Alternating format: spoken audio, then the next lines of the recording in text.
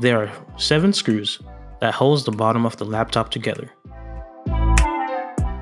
Begin by grabbing your tweezers and removing the dust covers from the bottom 2 screw holes. Then use your screwdriver to remove all 7 screws. Use a spudger to pry up the bottom cover to reveal the motherboard and internal components. First, disconnect the battery.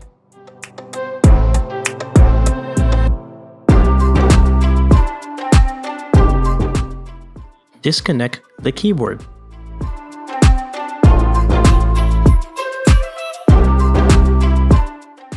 Remove the 3 screws holding down the battery.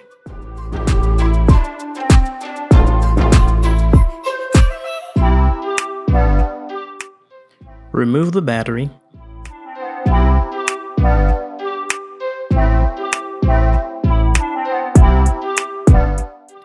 Installing the new battery.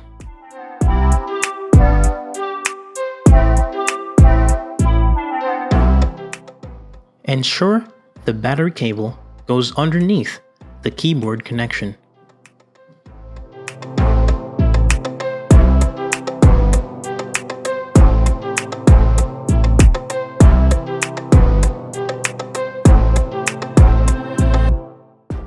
Reinstall the 3 screws holding down the battery. Finally, let's reinstall the rear cover.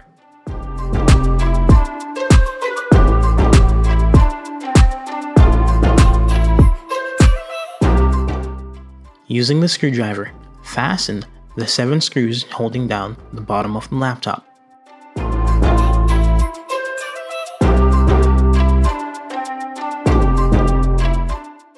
You have completed a motherboard and battery replacement.